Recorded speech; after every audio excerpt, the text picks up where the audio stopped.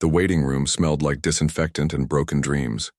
Maya sat in the corner chair, her hands gripping the armrests so tight her knuckles had turned white. 6 months ago, she was running marathons and climbing mountains on weekends.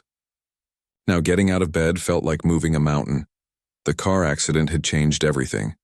One moment she was driving home from work, singing along to her favorite song. The next moment, she woke up in a hospital bed with doctors telling her about damaged nerves and chronic pain. They used fancy medical words, but what it really meant was simple.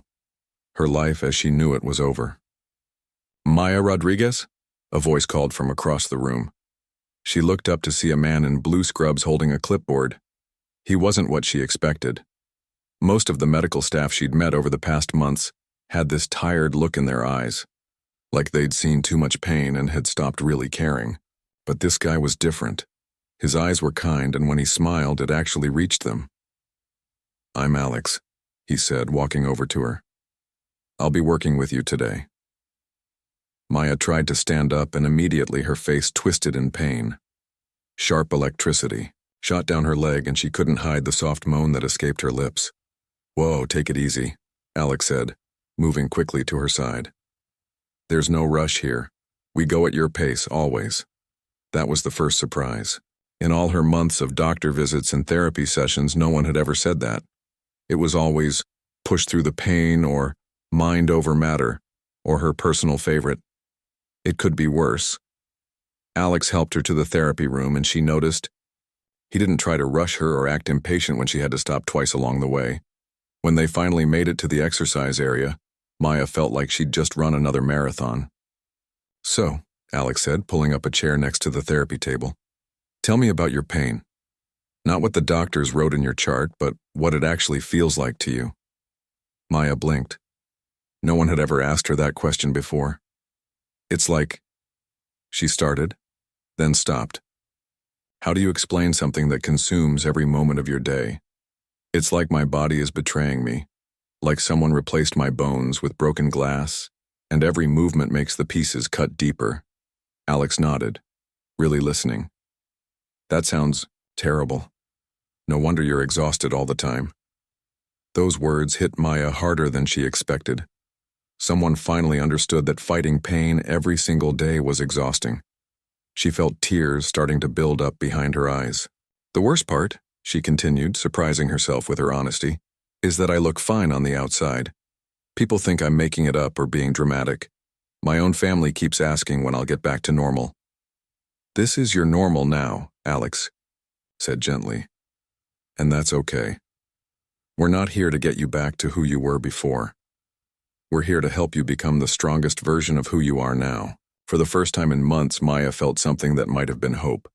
Alex started with the gentlest exercises she'd ever done. While other therapists had pushed her to lift weights and do complicated stretches, Alex had her simply breathing and noticing how her body felt. When she winced during a basic movement, he immediately stopped and adjusted. "Pain is your body's way of talking to you," he explained. "We need to listen to it, not fight against it." As they worked together, Maya learned that Alex used to be a paramedic. He'd seen people at their worst moments, their most vulnerable times. But he'd left that job for reasons he didn't share, and now he was here, helping people rebuild their lives one small movement at a time. "Why did you switch careers?" Maya asked during one of their rest breaks.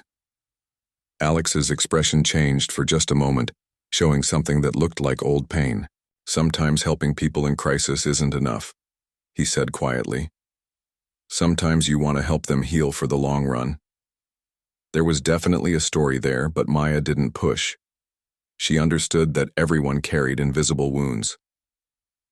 By the end of that first session, Maya had done more movement than she'd managed in weeks, not because Alex pushed her, but because he'd made her feel safe enough to try. When she managed to lift her arm above her head without crying out, he celebrated like she'd just won an Olympic medal. "Same time next week?" he asked as they finished. But Maya found herself nodding before she even thought about it. For months, she'd dreaded therapy appointments. They were reminders of everything she couldn't do anymore, everything she'd lost. But this felt different. As she made her way slowly to the parking lot, Maya realized something had shifted inside her. The pain was still there. It would probably always be there. But for the first time since the accident, she didn't feel completely alone with it. Alex watched her leave from the clinic window. There was something about Maya that reminded him of himself in those dark months after he'd lost his partner on that terrible night. The way she carried herself like she was protecting something broken inside. The careful way she moved through the world, like she didn't quite trust it anymore. He knew that feeling. He also knew that healing was possible, even when it seemed impossible. It just took time, patience, and someone willing to walk alongside you without trying to fix you. As he cleaned up the therapy room, Alex made a mental note to research some new gentle movement techniques. Maya deserved every tool he could give her. Something told him this was going to be more than just another patient case. That night, Maya called her sister for the first time in weeks. "How was therapy?" her sister asked. "Different," Maya said. "Good different." She couldn't explain why, but she felt like maybe, just maybe, things might get a little bit better. And after months of darkness, even that tiny spark of hope felt like a miracle. When she went to bed that night, Maya didn't dread tomorrow quite as much as usual. In fact, she was almost looking forward to Thursday's appointment. Almost. 3 weeks later, Maya actually found herself arriving early for her appointments. She'd never admit it out loud, but those twice-weekly sessions with Alex had become the brightest spots in her otherwise gray days. "You're walking straighter today," Alex observed as she made her way into the therapy room. Maya paused and realized he was right. She'd been so focused on the fact that walking still hurt, she hadn't noticed that she wasn't hunched over quite as much as before. "Small wins still count as wins," Alex said with that genuine smile of his. That was another thing about Alex. He noticed everything. Not just the obvious stuff like whether she could lift her arms higher or bend her knees more. He noticed when she had a good day versus a bad day just by how she said hello. He noticed when she was frustrated before she even realized it herself. Today's session started like all the others, with Alex asking how she was really doing. Not the polite fine that she gave everyone else, but the real answer. "I had a rough night," Maya admitted. "The pain kept me awake, and then I got angry about being awake, which made the pain worse. It's like this stupid cycle I can't break." "Pain and stress feed off each other," Alex said, setting up some soft mats on the floor. "When we're in pain, we get tense. When we're tense, the pain gets worse. Breaking that cycle is part of what we're working on here." He taught her some breathing techniques that seemed almost too simple to work, just breathing in slowly, holding it, then breathing out even slower. But after 10 minutes of this, Maya felt something in her shoulders release that she didn't even know was tight. "How did you learn all this?" she asked. Alex was quiet for a moment, adjusting the position of her legs as she lay on the mat. "I had to learn it the hard way," he said finally. Over the weeks, Maya started to piece together Alex's story. He'd been a paramedic for 8 years. He'd loved the work, loved being the person who showed up when everything went wrong, but something had happened that made him leave it all behind. "I used to think that saving someone's life in the moment was enough," he told her one day while they worked on gentle stretches. "But then I realized that sometimes the real work starts after the ambulance drives away." Maya understood that feeling. Everyone had focused on saving her life after the accident, but no one seemed to know what to do with her now that she was alive but different. "The worst part isn't the pain," she found herself telling Alex during one session. "It's feeling like I don't fit anywhere anymore. My old friends don't know how to talk to me. My family keeps waiting for me to snap out of it and be normal again. It's like I'm living in this weird in-between space." "You're grieving," Alex said simply. "You're grieving the person you used to be, the life you had planned. That's completely normal." No one had ever put it that way before, but it felt exactly right. She was grieving, and grief wasn't something you could just push through or think your way out of. As the weeks went by, Maya began to look forward to more than just the therapy sessions.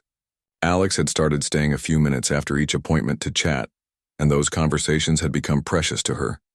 He told her about the books he was reading, asked about her work as a graphic designer, shared funny stories about his rescue dog named Buster. "You could work from home, couldn't you?" he asked one day when Maya mentioned how difficult commuting to her office had become. "My boss isn't really the understanding type," Maya said. "He keeps hinting that maybe I should consider disability leave. Like I'm not trying hard enough to get better."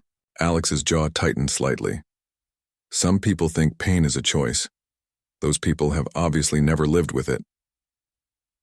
That afternoon, Alex did something he'd never done with a patient before.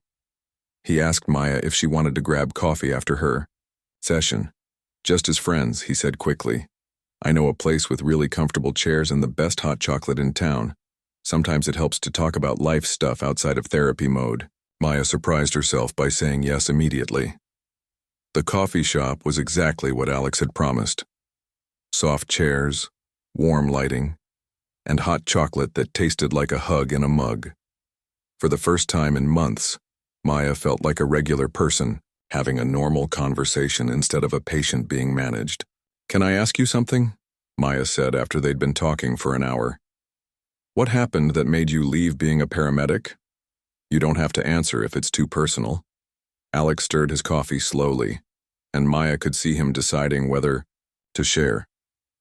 "My work partner, was killed on a call," he said quietly. "We'd been working together for 3 years. He was like a brother to me.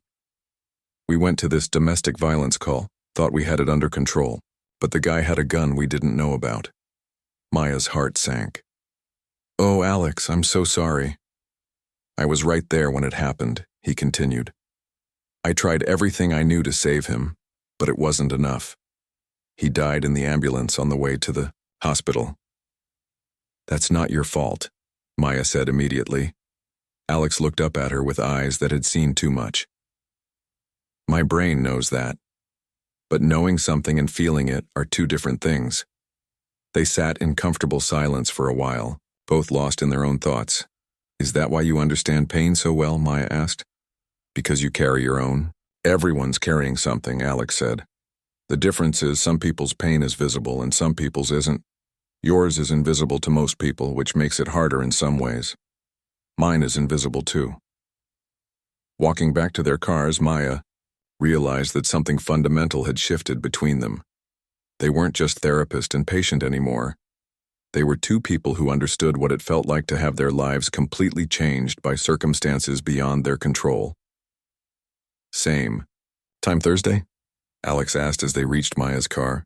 "Wouldn't miss it," Maya replied, and meant it more than she'd ever meant anything. That night, Maya called her best friend from college, someone she hadn't talked to since right after the accident. "I think I'm starting to heal," she said. "Not just physically, like actually heal." "That's amazing," her friend said. "What changed?" Maya thought about Alex, about their conversations, about the way he saw her as a whole person instead of just a collection of symptoms. "I found someone who gets it," she said simply. As she hung up the phone, Maya realized she was smiling. Actually smiling, not the fake smile she'd been wearing for months to make other people comfortable. For the first time since the accident, she felt like maybe she wasn't broken after all. Maybe she was just different now, and different wasn't necessarily worse. It was just the beginning, but it felt like the most important beginning of her life. 2 months into their friendship, Maya had what she came to call the day from hell. It started when she woke up and couldn't feel her left leg properly. The nerve damage was acting up worse than it had in weeks, sending shooting pains from her hip all the way down to her toes. She called in sick to work, which earned her another lecture from her boss about reliability. Then she spilled coffee all over her kitchen floor and couldn't bend down to clean it up without crying out in pain. By the time Alex called to check on her that evening, Maya was a mess. "I can't do this anymore," she sobbed into the phone. "I can't keep pretending that I'm getting better when some days I feel worse than ever." "Where are you right now?" Alex asked, his voice calm but concerned. "On my couch, staring at coffee stains on my kitchen floor that I can't clean up because my stupid body won't work. I'm coming over." "Alex, you don't have to. I'm already in my car." 20 minutes later, Alex was at her door with cleaning supplies, takeout from her favorite Thai restaurant, and a bag of groceries. Without saying a word, he got down on his hands and knees and cleaned up the coffee spill while Maya watched. From the couch, feeling embarrassed and grateful at the same time. "You didn't have to do that," she said when he finished. "Friends help friends," Alex said simply. "Besides, I've cleaned up way worse things as a paramedic. Coffee is nothing." He heated up the Thai food and brought it to her on the couch, along with her pain medication and a glass of water. "Have you eaten anything today?" he asked. Maya shook her head. On bad pain days, even the thought of getting up to make food felt impossible. "Pain makes everything harder," Alex said, settling into the chair across from her, "including taking care of yourself. There's no shame in needing help." As they ate, Maya found herself opening up about things she'd never told anyone, about how she sometimes felt angry at people who could walk without thinking about it, about how she mourned the hiking boots sitting unused in her closet, about how lonely she felt even when surrounded by people who loved her but couldn't understand what she was going through. "I feel so selfish complaining," she said. "I know people have it worse. I should be grateful that I'm alive." "Pain isn't a competition," Alex said firmly. "Your suffering doesn't become less real just because someone else might be suffering more. That's like saying you can't be happy because someone else might be happier." After dinner, when another wave of pain hit Maya hard enough to make her gasp, Alex did something that surprised both of them. He sat down next to her on the couch and pulled her into a gentle hug. "Go slow," Maya whispered, leaning into him carefully. "It hurts." "I'll die before I hurt you," Alex breathed against her hair. They stayed like that for a long time. Maya's head on Alex's shoulder, his arms around her in the most careful, protective way. It wasn't romantic exactly, it was something deeper than that. It was one person holding another person together when they couldn't do it themselves. "Why are you so good to me?" Maya asked quietly. Alex was quiet for so long that Maya thought he might not answer. When he finally spoke, his voice was rough with emotion. "Because I know what it's like to feel broken," he said. "After Jake, my partner, died, I spent months thinking I'd never feel normal again. Everyone kept telling me to move on, to get back out there, to not let one bad day define my whole career. But it wasn't just one bad day.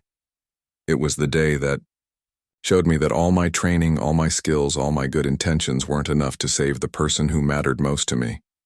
Maya lifted her head to look at him. "What helped you get through it?" "Honestly? Time. And one really good therapist who didn't try to rush me through the grief process, and eventually realizing that I could use what I'd learned about pain to help other people." "Is that why you became a physical therapy assistant?" Alex nodded.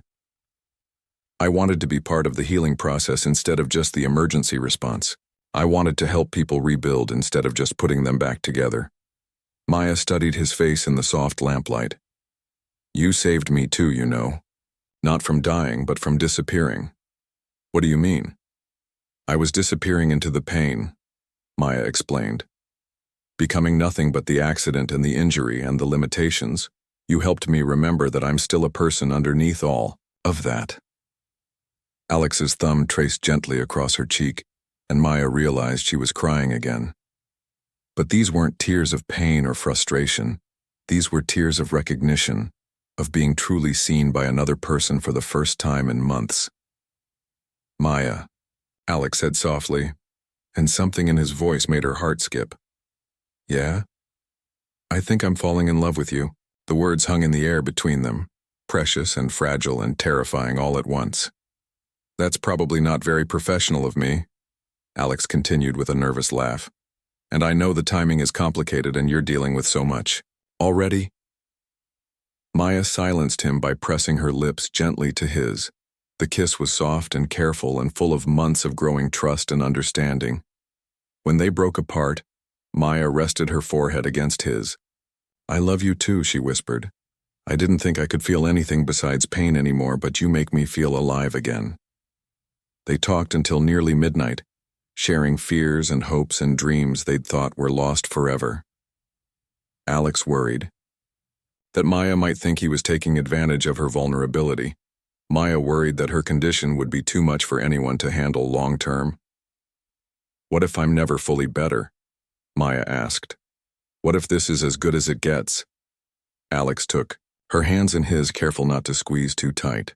Then we figure out how to build a beautiful life with exactly who you are right now, he said. I don't need you to be someone else. I need you to be you. When Alex finally left that night, Maya felt something she hadn't experienced since before. The accident, hope for the future. Not hope that she'd go back to being who she was before, but hope that who she was becoming might be even better. She fell asleep on the couch with a smile on her face, Alex's scent still lingering on her sweater, where he'd held her. For the first time in months, her dreams weren't filled with the sound of screeching brakes and breaking glass. Instead, she dreamed of gentle hands and kind eyes, and the possibility that love could bloom even in the darkest soil. The next morning, Maya woke up to a text from Alex. How are you feeling today? And I mean really feeling, not the polite version. She smiled as she typed back. Hopeful. Really, truly hopeful. Good, he replied. Because I have some ideas for gentle movements we can try today that might help with nerve pain. Also, I may or may not have bought ingredients to make you soup for later. Maya laughed out loud for the first time in weeks. Yes, she was still in pain. Yes, her life was still completely different from what she'd planned. But maybe different didn't have to mean worse. Maybe different could mean beautiful in ways she'd never imagined. The honeymoon phase of their relationship lasted exactly 6 weeks before reality came crashing in from all sides. It started with Maya's family dinner, where she made the mistake of bringing Alex as her boyfriend instead of just her therapist. The moment they walked through her parents' front door, Maya could feel the tension in the air. So you're the physical therapy assistant, her mother said to Alex, managing to make his job sound like something slightly embarrassing. That's right, Mrs. Rodriguez, Alex replied politely, though Maya could see his jaw tighten slightly.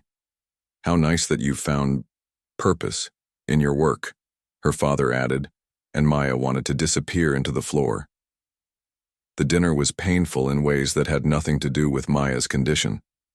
Her family peppered Alex with questions that felt more like an interrogation. How long had he known Maya? Wasn't it unusual for therapists to date their patients? Did he really think this was appropriate? We want what's best for our daughter, her mother said when Maya excused herself to the bathroom. And she's been through so much trauma. We just want to make sure she's thinking clearly about this relationship. Maya heard every word from the hallway, and her heart broke a little, more with each sentence. When she returned to the table, the conversation had moved on, but the damage was done. On the drive home, Alex was unusually quiet. I'm sorry about them, Maya said finally. They don't understand what you've done for me. Maybe they have a point, Alex said, staring straight ahead at the road. Maybe I did cross a line I shouldn't have crossed. Don't you dare, Maya said fiercely. Don't let them make you doubt what we have. But Maya could see that the seed of doubt had been planted. Over the next few days, Alex became more careful around her, more professional during their sessions. The easy intimacy they'd built started to feel forced and awkward. Then Maya's condition took a turn for the worse. It happened on a Thursday morning. Maya woke up and couldn't move her left arm at all. The nerve damage that had been slowly improving suddenly flared up worse than it had since the first weeks after the accident. The emergency room visit was a nightmare of tests and questions and doctors who looked at her like she was drug-seeking. After 8 hours, they sent her home with stronger pain medication and instructions to follow up with her neurologist. Alex met her at her apartment that evening and found her sitting on her couch, staring at the wall with empty eyes. The doctor said this might be my new normal, Maya said without looking at him. He said sometimes nerve damage gets worse over time instead of better. Alex sat down beside her, but for the first time since they'd gotten together, he didn't reach for her. I can't do this to you, Maya continued, her voice flat and emotionless. I can't ask you to sign up for a life where I might get worse instead of better, where you might end up taking care of me more and more as time goes on. Maya, That's not your decision to make alone, Alex said. Isn't it? Maya turned to look at him finally, and Alex was shocked by how defeated she looked. Look at us. We've been together for 6 weeks and my family already thinks you're taking advantage of me. Your former colleagues probably think the same thing, and now this happens, and I'm back to square one. One bad day doesn't erase months of progress, Alex said, but even he could hear how hollow it sounded. This isn't just about one bad day, Maya snapped, showing the first emotion she'd displayed all evening. This is about the fact that you're a good man who deserves a normal relationship with someone who can actually be a real partner to you. You are a real partner to me. Am I? When's the last time I cooked dinner for you instead of you bringing me food? When's the last time we went somewhere that didn't involve accommodating my limitations? When's the last time you didn't have to worry about whether I was in too much pain to do something? Alex was quiet because they both knew the answer. Their relationship had been built around Maya's needs and limitations, and while Alex had never complained, Maya was finally seeing the full picture of what she was asking from him. I love you, Alex said quietly. But if you want me to go, I'll go. Maya closed her eyes. I think maybe you should. Alex left that night, and they didn't speak for 3 days. Maya threw herself into work, taking on extra projects to distract herself from both the physical pain and the heartbreak. Alex went back to his old habit of working overtime at the clinic, accepting extra shifts to avoid going home to his empty apartment.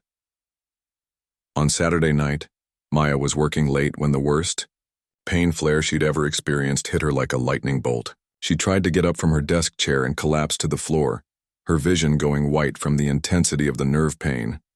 She managed to crawl to her phone and call 911, but when the paramedics arrived, Maya was barely conscious from the pain and the panic attack that had accompanied it. At the hospital, as the doctors worked to stabilize her pain levels, Maya found herself thinking about Alex. Even in the middle of her crisis, he was the person she wanted beside her. He was the person who understood that her pain was real and devastating, and not something she could control. She was discharged the next morning with a new medication regimen and strict instructions to avoid stress. As she waited for her taxi, outside the hospital, Maya saw a familiar figure running across the parking lot. Alex looked terrible. His hair was messy, he was wearing yesterday's clothes, and his eyes were red-rimmed with exhaustion and worry. I heard the ambulance call on the scanner app, he said breathlessly. I was at the station visiting some old friends and I heard your address. Are you okay? Maya started crying before she could stop herself. I was so scared, she sobbed. And I wanted you there so badly, but I didn't think I had the right to call you after what I said. Alex pulled her into his arms right there in the hospital parking lot, and Maya felt like she could breathe properly for the first time in days. You always have the right to call me, he said into her hair. Always. Pain emergency or otherwise. I'm not going anywhere unless you make me. I don't want to make you, Maya whispered. I was just so scared of being a burden that I pushed you away before you could leave on your own. I'm not leaving, Alex said firmly. Not because of your family's opinions, not because of my own doubts, and definitely not because you have bad pain days. We'll figure this out together, okay? Maya nodded against his chest, feeling safer than she had in days. That afternoon, they had their first real fight. Not about whether they should be together, but about how to be together in a way that felt sustainable for both of them. They talked about boundaries and expectations and fears. They made plans for how to handle future flare-ups and family drama, and the opinions of people who didn't understand their relationship. I want to build a life with you, Alex said, as the sun set outside Maya's apartment window. Not a life where I take care of you, but a life where we take care of each other. There's a difference. Maya curled up next to him on the couch, finally understanding what he meant. Taking care of each other looked like Alex bringing soup when she was in pain, but it also looked like Maya listening when Alex had nightmares about Jake. It looked like accommodation and compromise and choosing each other every single day, even when it was hard. We're going to make it, aren't we? Maya asked. Alex kissed the top of her head. We're going to make it. Outside, storm clouds were gathering, but inside Maya's apartment, two people who had found each other in their darkest moments were learning how to build something beautiful together. It wouldn't be easy, but the best things never were. 1 year later, Maya stood in front of her bathroom mirror, getting ready for what might be the most important day of her life. Not because anything dramatic was happening, but because of how ordinary it felt. She was putting on makeup for a work presentation. Her first in-person presentation since the accident.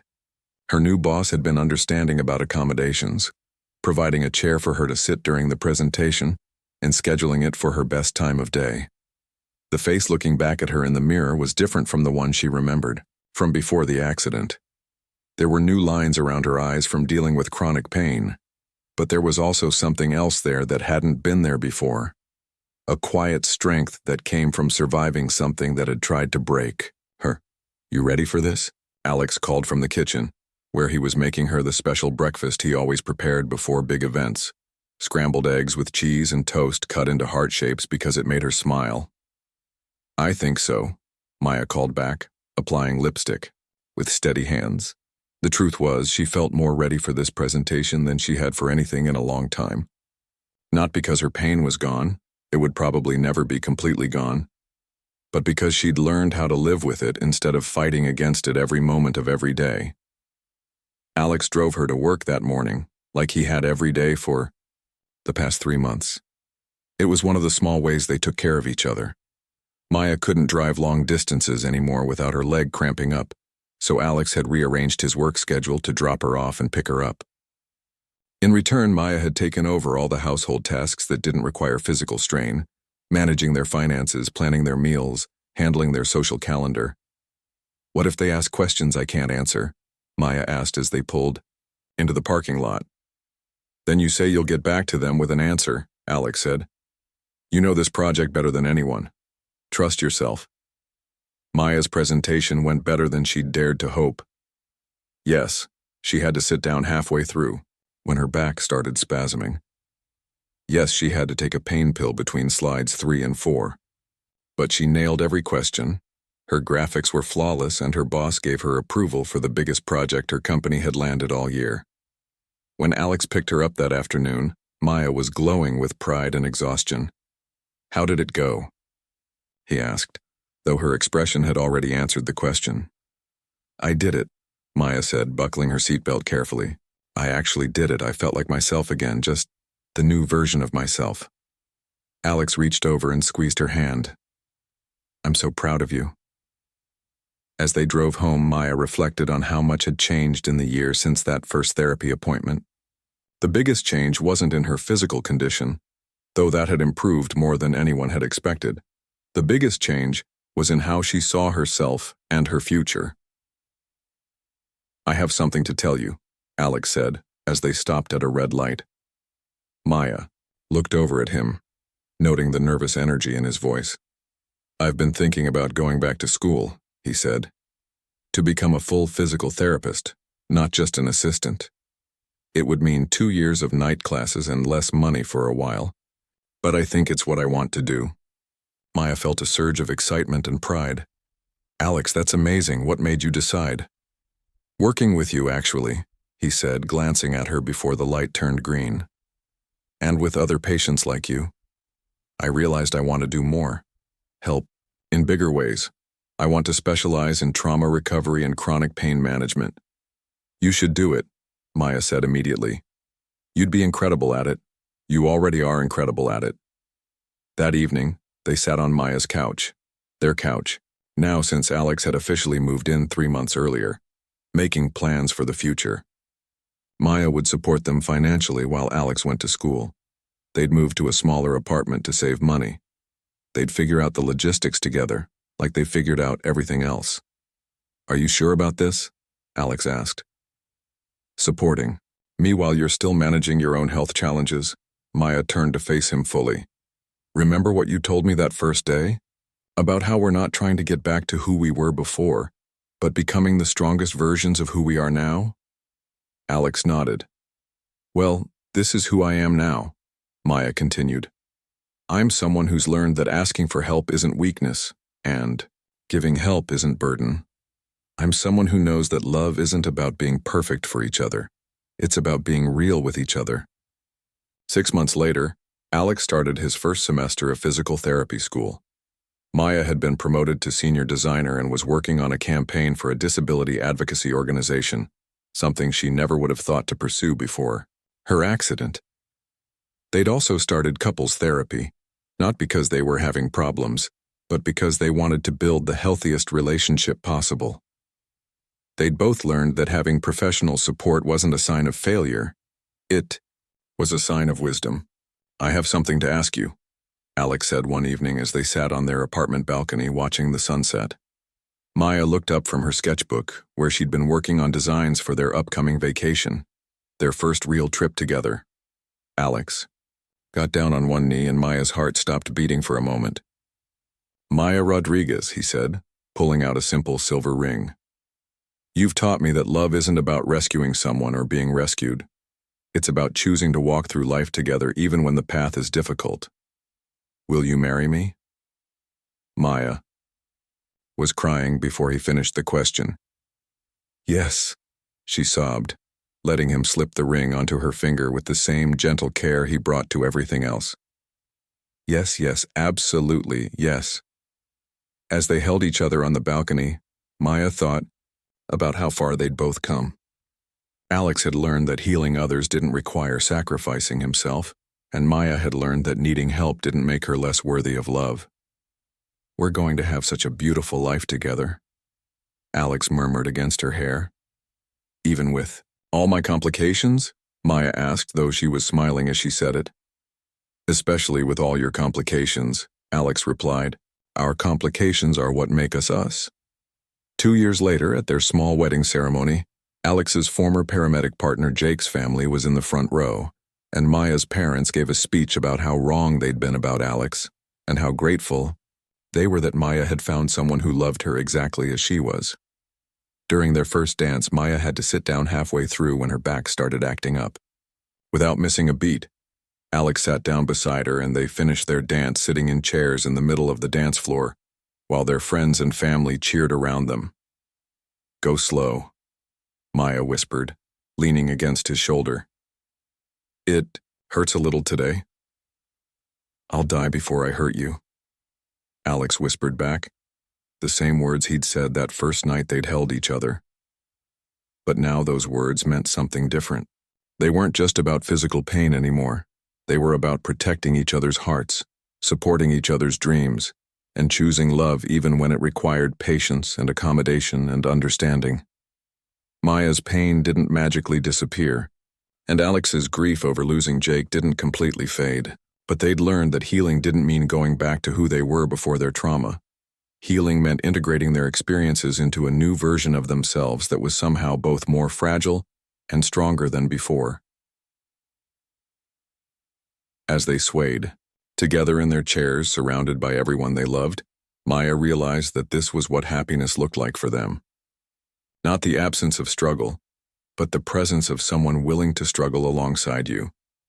"I love you, Mrs. Martinez," Alex said, using her new last name for the first time. "I love you too," Maya replied. "All of you, the parts that hurt and the parts that heal and everything in between." Later that night, as they lay in bed in their hotel room, Maya traced patterns on Alex's chest in the darkness. "Do you ever wonder what our life would have been like if we'd met before the accident?" she asked. Alex considered this seriously. "I think we needed to be broken first to understand how to love each other properly," he said finally. "If we'd met before, we might have had a nice relationship, but we wouldn't have had this relationship." Maya knew exactly what he meant. This relationship, built on understanding pain and choosing each other anyway, was deeper and more real than anything she could have imagined in her old life. "Besides," Alex continued, pulling her closer, "I kind of like our love story. Two people who thought they were too damaged for love, figuring out how to heal together." "Even with all the complications?" Maya asked, echoing their old conversation. "Especially with all the complications," Alex replied. And as Maya drifted off to sleep in her husband's arms, She thought about the girl who had sat in that clinic waiting room over 2 years ago, convinced that her life was over. If she could go back and tell that girl anything, it would be this. Sometimes the most beautiful chapters of your life begin with the words, "I don't know how to do this anymore," because that's when you learn that you don't have to do it alone.